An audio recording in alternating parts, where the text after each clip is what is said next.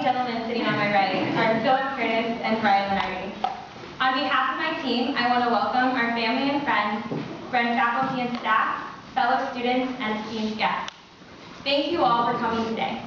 It is my pleasure to introduce you to our Master's Thesis Group project, Sustainable Microforestry, an adaptive management tool for smallholder agroforestry farms in Ganze District, Kenya. Our story today begins in East Africa, in the country of Kenya, shown here in green. Along the southern coast of Kenya lies the Ganze District, an extremely dry area that faces serious issues of poverty. Our client KOMAZA is a non-profit working in this region to reduce poverty. And the goal of our project is to help KOMAZA more effectively alleviate poverty. And because poverty is a key driver of destructive land uses, our project will therefore reduce local environmental degradation as well. The people who live in Ganze District are extremely poor. In this photo, you can see that their living conditions are modest, as most families live in mud and stick huts with minimal possessions. Phil and Claire actually traveled to Ganze District this past summer and experienced this extreme poverty firsthand. Traditionally, the families who live here have relied on their land for survival as subsistence farmers. Farming alone, however, has not been enough to lift these people out of poverty because Ganze District is one of the driest agricultural regions in Kenya. In this photo, you can see that the region experiences frequent crop failures, causing widespread famine and reliance on foreign aid. As a result, Ganze District suffers from a cycle of poverty. As farmers attempt to rise out of poverty, they increase the use of their land, increasing land degradation. Increased land degradation decreases land productivity, reducing farmer income. This has created a cycle where environmental degradation and poverty continue to drive one another. For example, one of the ways that farmers have tried to supplement their incomes is by participating in the charcoal trade. These farmers harvest native forests and sell the harvested wood as charcoal in the cities. This causes widespread deforestation, which increases soil erosion and decreases soil quality. This process is also extremely labor-intensive, where an entire day's work yields roughly 50 cents. This minimal profit is not enough to overcome the damage deforestation has on future land productivity. This therefore completes the cycle, with environmental degradation driving further poverty. Now, traditionally, farmers have not had an opportunity to break this cycle on their own. Our client KOMAZA can break this cycle by providing the farmers a source of income that is both economically and environmentally sustainable. KOMAZA is a non-profit social enterprise. They help farmers plant small-scale tree farms to be sold for profit. They call this process microforestry. KOMAZA also wants to help as many people as possible and are currently partnering with over 4,000 farmers in Ganze District. This map here shows the locations of individual farms within KOMAZA's network. Each green dot on this map represents an individual farm family. The farm we have marked here in red is Josephine's farm. Josephine is a school teacher and a KOMAZA farmer. She lives in Ganze District with her 4 sons and daughter and is HIV positive. Her land is already degraded and she has limited opportunities to increase her income.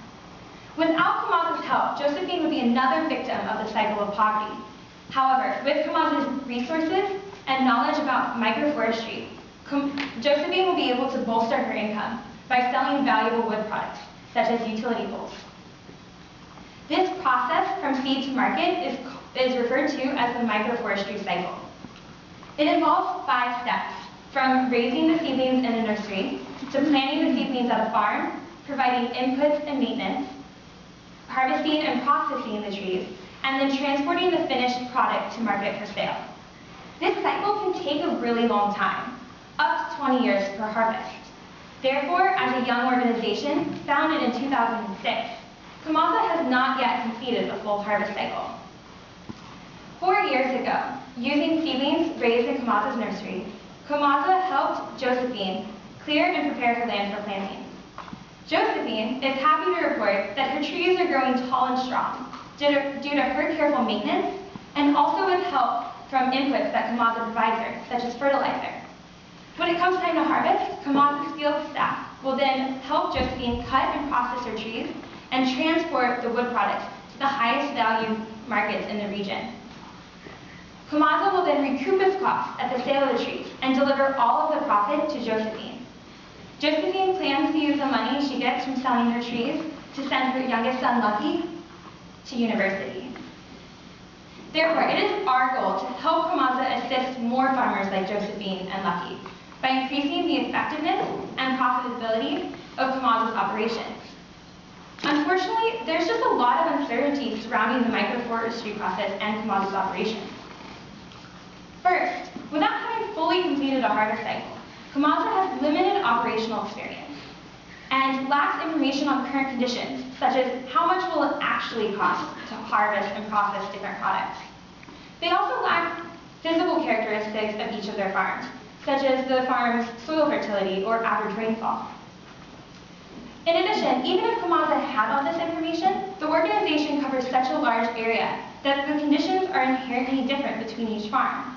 This means that the best management decision for one farm may not be the best for a farm in a different location. Lastly, conditions are bound to change over time, adding an additional layer of complexity to KOMAZA's decision-making process.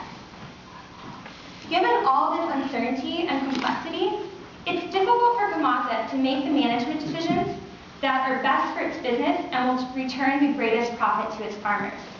This complexity also limits their ability to demonstrate their profitability, to ensure continued investor support and community buy-in.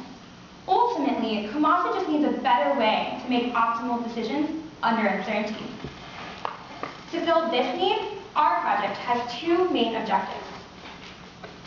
First, we developed a flexible tool that will enable KOMAZA to maximize and maintain its profitability under a variety of environmental and market scenarios. This will allow them to return the greatest profit back to the farmers. Secondly, we've also provided KOMAZA a demonstration of the major functions of this tool, which will aid them in making key management decisions. By providing KOMAZA this demonstration, KOMAZA staff members will have a better understanding of how they can each apply the tool to specific roles within the organization. The tool we created is called the Growth and Profit Prediction Tool, or the GAP tool for short. This is a conceptual diagram of the GAP tool, and I know there's a lot going on here. So rather than focusing on every single element you see here, I'm just going to focus on the more important aspects of the tool. The GAP tool can really be broken down into two parts: a growth predicting model and a profit predicting model. For our growth model, we used 3PG, which was developed by researchers Landsberg and Waring in 1997. We chose this model because it is currently being used by KOMAZA, is freely available, and its outputs, tree width and stand volume, are easily understood by forest managers. The outputs from 3PG then directly inform our profit model. The profit model is one that we created ourselves and uses the growth predicted by 3PG and a host of other parameters to estimate the profit that can be expected from each farm. The profit model outputs are given as optimal harvest age, which is the age the tree should be grown to before they are cut, the products the tree should be processed and sold as, the total expected profit of all of this, and that profit in terms of net present value. Net present value, or NPV, is simply a way to value future earnings in today's currency, which is really useful when comparing the payoff of scenarios that span different time periods. These profit model outputs that we provide KOMAZA are extremely valuable because they're factors that KOMAZA can control. Therefore, the GAP tool will tell them when to harvest and what products to sell in order to maximize their profit. Now, everything else that I showed in green are parameters that influence these model outputs. Since there's a lot of them, and many of them are uncertain, it was critical that we provided KOMAZA a user interface that's user-friendly and where they can interact with the GAP tool in a more digestible format. This interface is housed in Excel, and we've consolidated it down to two primary worksheets. This is a close-up of the parameters worksheet. Here, KOMAZA can specify the values for all the parameters incorporated into the gap tool, the same parameters that were shown in green in our conceptual model. They include such things as the product choices, the size of the farm, average precipitation, market prices, and so on. Next, KOMAZA will switch over to the Scenarios tab. Here, KOMAZA will specify which scenarios they'd like to look at in any given model simulation. And to account for uncertainty, the user can select high, medium, and low values for their parameters of interest. A scenario is then simply a combination of parameters, such as a low-cost, high market price scenario. The gap tool can actually create thousands of these scenarios through the many combinations of these checked boxes. Then it will estimate the growth and profit for each scenario and ultimately find the harvest age and product selection that yields the highest profit. These model outputs then directly inform the gap tool's 4 major functions.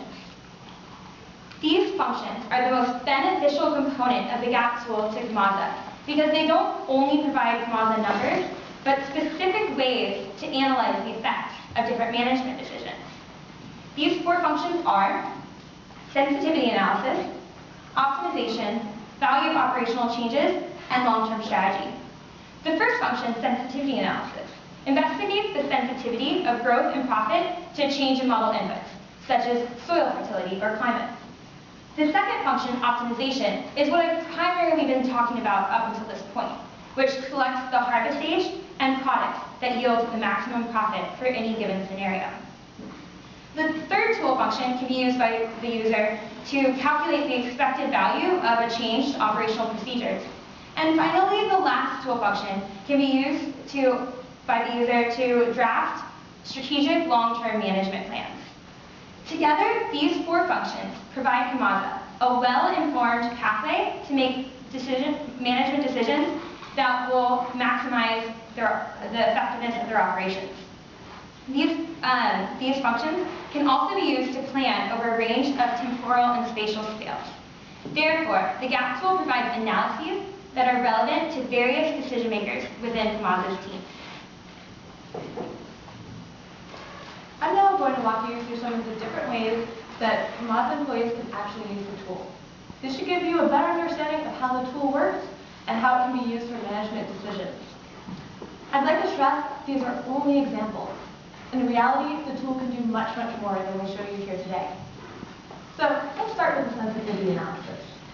Sensitivity analysis gives us a better understanding of the impact certain inputs have on our predictions of growth and profit. This allows KOMAZA to better allocate their resources for data collection, which will give them better estimates in the long run. We anticipate that this tool will most likely be used by George.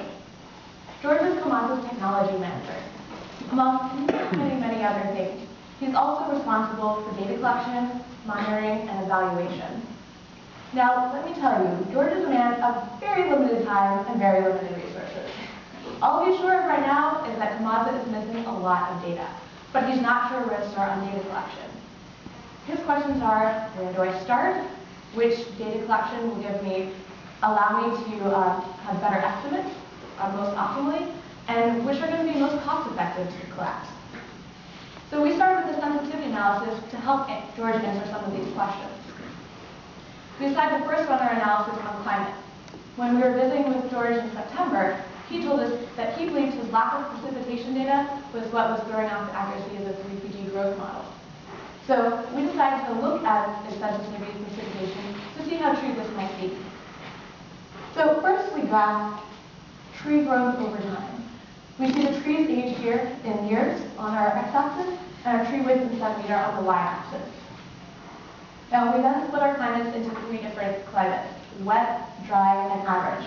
We see the largest tree growth here in wet and our smallest tree growth under the dry scenario.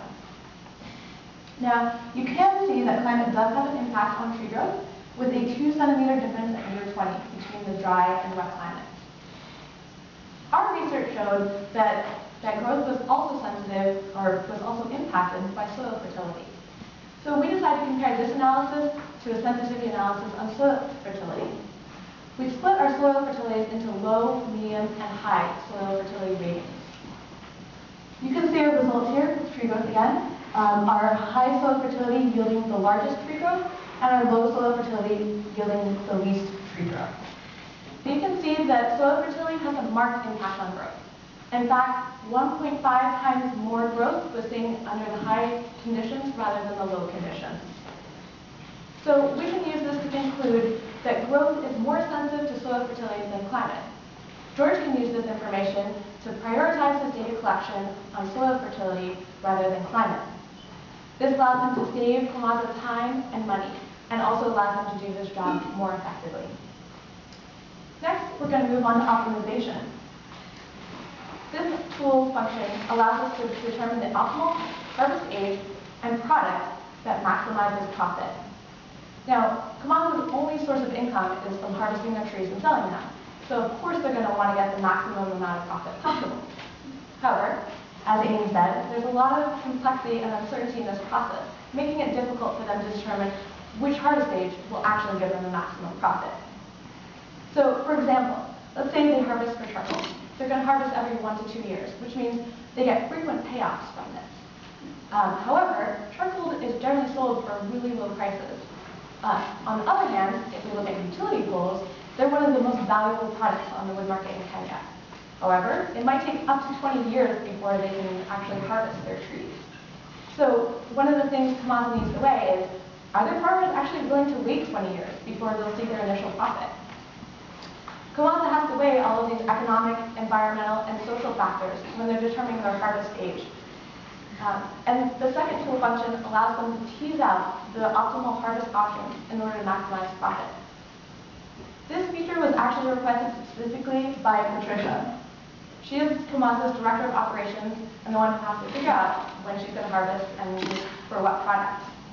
So she needs to know which management decisions will maximize profit on a farm-by-farm basis. So let's say she actually runs our optimization. Her outputs are going to be optimal harvest age, product type, and profit for all of her scenarios.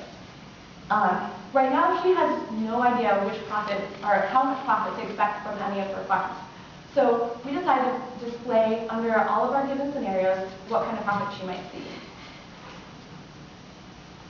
We plotted our profit by profit with Kenyan shillings on the y-axis, and we held low cost as our only. We assumed low cost because after running multiple model simulations, we saw that higher cost scenarios sometimes never yielded profit. And so for the purpose of this demonstration, we figured it wasn't worth it to look at it. All of our other scenarios, or all of our other parameters, however, are still uncertain.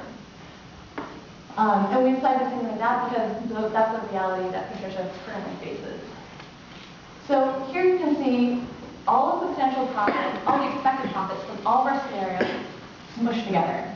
So for instance, in our best case scenario, our very top line is our maximum possible profit for our best case scenario, and our bottom line is our maximum profit under our worst case scenario. The gray box in the middle is our middle 50% of our profits. So now let's say Patricia is able to get more information from George's data collection. So she's able to determine that our discount rate is medium, let's say. You can see that refining our parameters gives us more, reduces the range of potential profits, giving her more information. Now, we've shown her that soil fertility has a marked impact on growth, and soil fertility is something she can't control through regular fertilizer application. So from here on out, we're going to assume that she does that, reducing further uncertainty. We then, because there are different climates throughout the region, it can be useful for her to look at all of those weather and climate scenarios separately. So this leaves us with our only uncertain parameter being revenue, which is determined by our market price. If she can determine a single market price, each of our climates is reduced to a single profit expected. And each of these profits has an associated optimal harvest age and product that she should harvest at. Now, Patricia can use this information to better plan for upcoming harvests, as well as better manage the expectations for her farmers. Next, we're going to look at the third tool function, the value of operational changes. You might do an operational change on something as choosing which looking at the value of transporting your products to a market that might be further away, but more profitable. We expect that this feature will be most likely used by Juliet. She is the procurement and logistics manager for KOMAZA. And she told us that KOMAZA's recent rapid expansion has meant that she needs more resources to run her operations. And so it would be really helpful for her to be able to assess the trade-offs associated with these different operational changes. We chose to run the value of changing fertilizer applications, in part because we know that they have an impact on growth, but also they have a negative impact on the environment as you're mixing more chemicals into the soil. So we wanted to look at what her options were to change that around. We started off with a baseline. Our baseline control was ran our best guess parameters and optimized for them. Running our best guess scenario, we see that our product is harvested at year 16 with a profit of $3,200 per acre. Now, for our fertilizer scenario, in our baseline, we had a regular volume of fertilizer application that was held consistent throughout the lifespan of the tree. So to switch it up a little bit, we kept the same volume, but kind of front-loaded it. So this time we applied more of it at the beginning of the tree's life and then decreased it over time. We found that this boost early in the tree's life allowed it to be harvested earlier at year 15 and gained it more profit of $3,900 per acre. Then, to further explore Juliet's option, we kept the same practices that we had in scenario B, where we front-loaded it, but this time we reduced her overall amount of fertilizer. In this scenario, we saw that there was no difference between this and our control. It was once again harvested at year 16 for $3,200 per acre. So Juliet can use these results to weigh the trade-offs of different decisions. For instance, if her and KOMAZA's goals are to maximize profit, she's probably going to go with scenario B. But if her goals are to maintain profitability while reducing their environmental impact, she's going to want to go for a scenario C. In fact, we could call scenario C a low-hanging fruit for improving operational changes. There's no impact to profit, while we see an improvement to environmental conditions compared to our current practices. Last, we're going to look at our fourth tool function. Our fourth tool function allows us to test the long-term management decisions. Now, all of that complexity and uncertainty is compounded when we're looking at large temporal and spatial scales. This tool allows KOMAZA to expand its scope of analysis to large issues that affect all of KOMAZA's operations, such as long-term climate change, incorporating long-term environmental impact, as well as perhaps considering areas for expansion. We expect this tool function to be used by Tague. Tague is KOMAZA's CEO and founder, and he's interested in scaling up KOMAZA's business. He wants to expand KOMAZA's impacts as far as possible. In order to run a simulation for him, we decided to simulate climate change. Now, we chose to do this because it's possible that climate change is already being observed in that region. Our research found that the 2000s experienced 7 of the year's driest years on record for the region. So, to begin with, we first simulated an extreme dry climate scenario. We simulated this from the 2% driest years from the historic record. We then simulated a unimodal distribution of climate, so a single rainy season instead of 2 rainy seasons. We did this because some global climate models suggest that this might be some of the precipitation impacts observed in the region. For our final climate scenario, we combined both a unimodal and a normal dry scenario. So, to start you off, I'm going to have you look at growth under our current climate. So this is the same graph that we saw earlier. Once again, our wet scenario is experiences the most tree growth, and our dry scenario experiences the least tree growth. We have years on our x-axis and tree widths on our y-axis. We then ran the same analysis, but this time applied a climate change scenario to it. Here, we see that our unimodal scenario had the most growth, and our extreme dry scenario had the least growth. Now, not surprisingly, the extreme dry scenario had the least growth between all of our analyses. What was really surprising to us, however, was that both the unimodal and our current dry climate had the same amount of growth at year 20.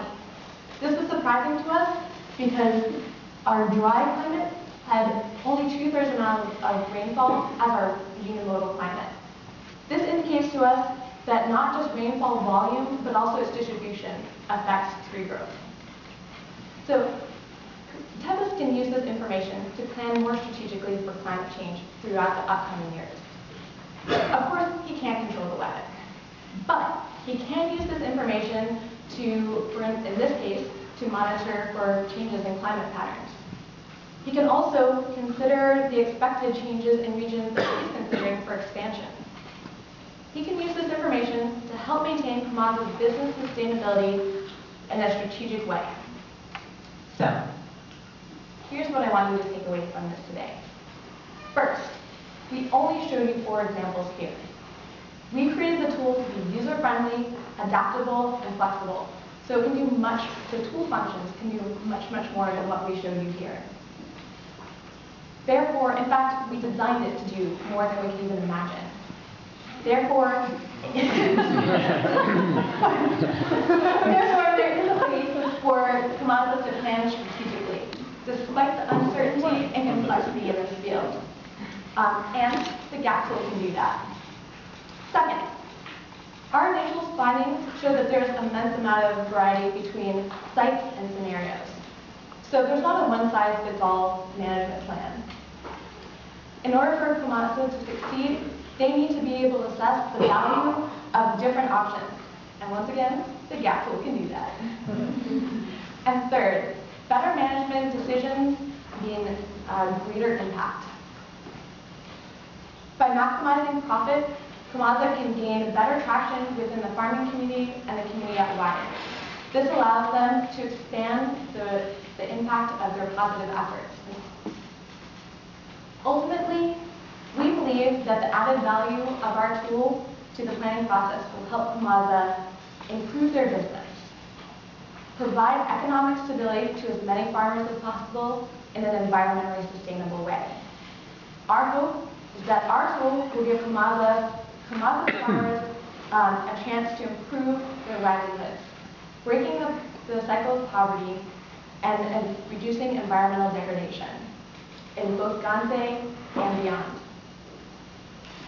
We would like to thank our wonderful advisor, Naomi Tague, for all of her tireless assistance, insight, and feedback. We'd like to also thank our external advisor, Sandy Engelman, our client, KOMAZA, and all their staff for their support throughout our travels and this experience. Also the Bren School for their tireless support, especially Dave and Kristen for helping us acquire the funding to go to Kenya, and Janet Kapetz for her wonderful insights and feedback as we were preparing this presentation. And last but not least, we'd like to thank our family and friends for putting up with us through this process. Thank you so much for your time, and we'll now take questions from the audience.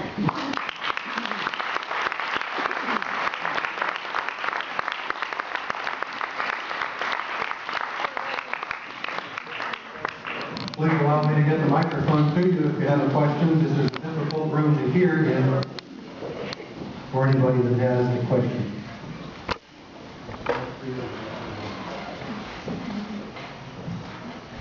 I just had a quick question regarding KOMAZA.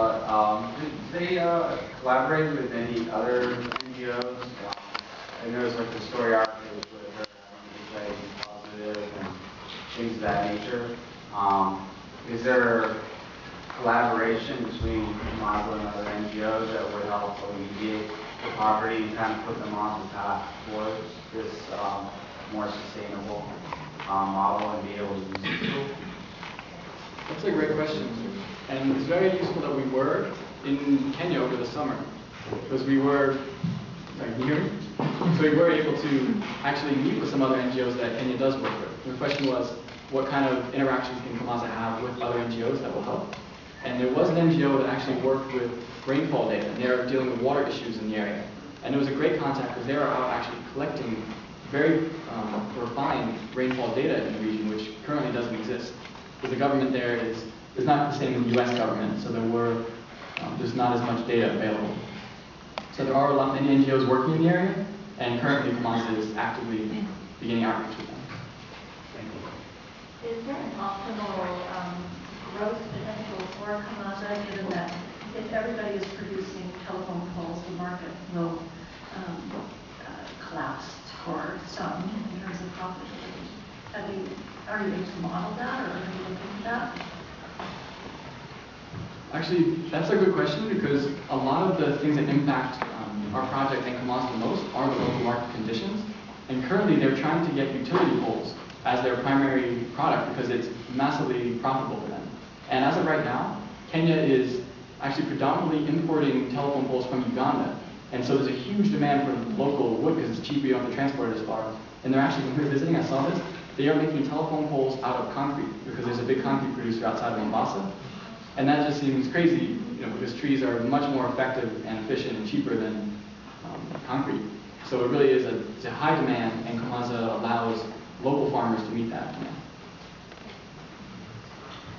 I just want to ask, how you ever got to be so intelligent and articulate?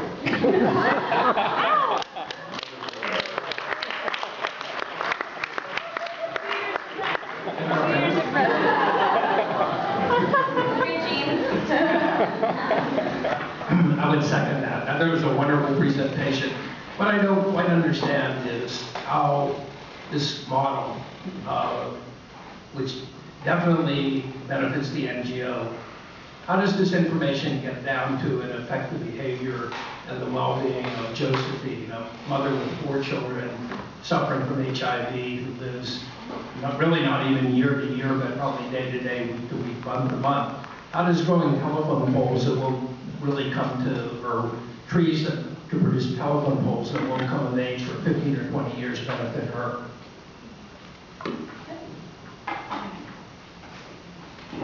So, great question. You didn't have to say that. KOMAZA actually, so their business proposition is to offer supplemental income for their farmers. So they already have sources of income. The real problem is that they're going out and seeking alternate sources. They're either participating in the charcoal trade, or perhaps expanding their crops production to unsustainable levels. And so it's creating that cycle of environmental degradation that is just impacting the entire region and driving down their potential income. So really, they're not as concerned about having immediate income, and because it's just a supplemental to, and they also have created it in a way that they stagger their revenue. So once each of these trees do start producing, they're going to have more regular income instead of waiting that 20 years, because they create the plots on just staggered basis where they're harvested every couple of years. I would like to add something to that in regards to Josephine, actually. So KOMAZA has an incredible website where they go into a lot of stories and details of their farmers, which are really evoking in terms of how you feel. But Josephine is planning to use this money to send her son to university. So what this additional income really provides them is expanded opportunities. They're still living in a very remote area in Kenya, and they're still going to be subsistence farmers. That is their livelihood. But they can send their kids further away to get a better education. Josephine could try to get some medicine to treat her medical condition. So it's kind of to expand the level that they're living at, rather than lift them into a society as maybe we know it. Other questions or comments?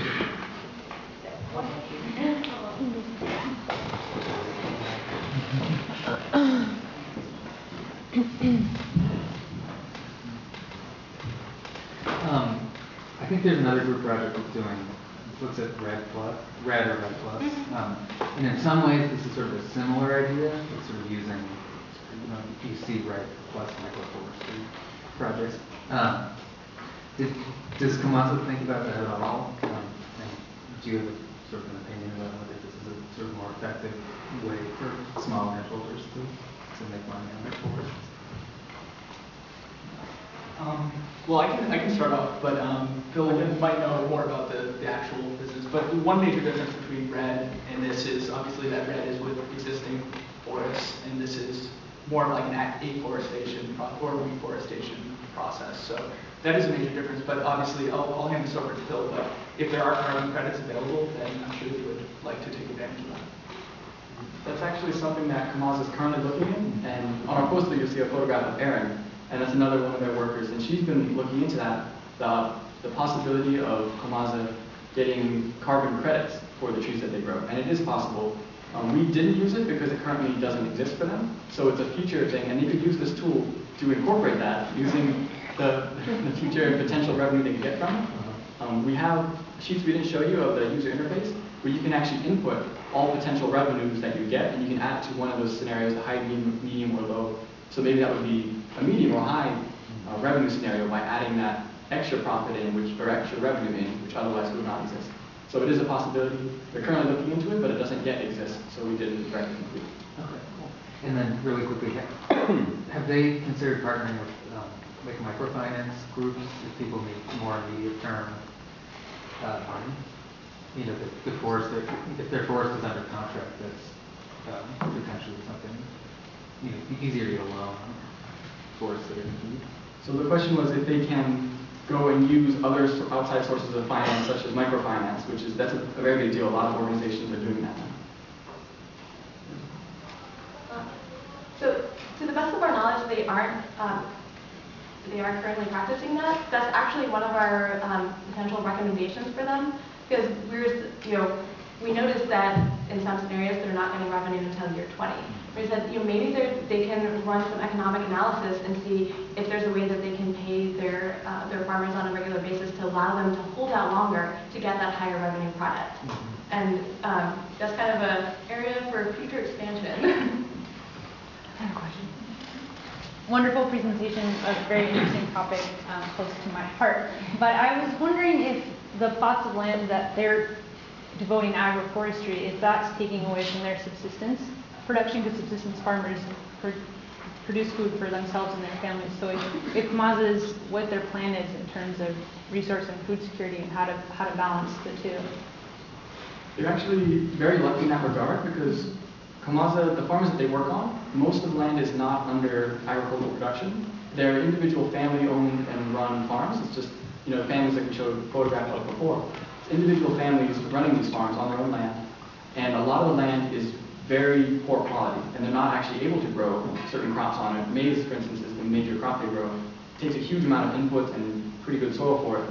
So for each farm, there's a large area of the land that currently has no agricultural production, but can support these trees. And so long as the farmers use best management practices and do not grow the trees near the water, near the waterways, or certain areas that would have negative effects, it's actually a win-win kind of situation where they can grow the trees, make more money without impacting their ability to grow food crops. Hi. Great job, wonderful tool. I was wondering, the high, medium, and low values, do those have actual number ranges put to them, and are those fixed, or do those change depending on scenarios, and how did you decide what to use? Thanks, I can talk about that. So part of what we did for this tool was we researched the best available information about all of the parameters, and to be honest, it was really hard because we're looking at Kenyan forestry journals and things like that. So we were able to find through some of the government agencies and some of the industry papers a range of values, and we also applied, if it was a really tight range, we applied a factor kind of to spread it out to simulate a little bit more uncertainty. So there are actual numbers associated with that, and that is something that we'll give to KOMAZA, but KOMAZA should be refining those numbers on their own as well. I would add to that. There was a sheet we didn't get to show you, and we actually, Brian worked a lot on this, was to create a sheet where they can actually calculate potential ranges. So if they knew some of the costs, they knew some things, it cost us $1,000 to rent that car, but we have no idea how much gas costs in that town, or anything like that. With some things uncertain, some things are certain. You can put in all the numbers you do know, estimate the ones you don't, and then kind of aggregate them all to create the high, medium, and low scenarios. So that way any uncertainty in the specific and very individual costs or revenues are kind of put together and combined in a way that accounts for that uncertainty to give the high, medium, and low scenarios for each one. Miracle tool. We're running over time, so I suggest if you have any further questions, remember that all the students will be at the reception after all of the group projects are presented. We can entertain further questions there. great example of the global reach of the Bren School. Please join me in congratulating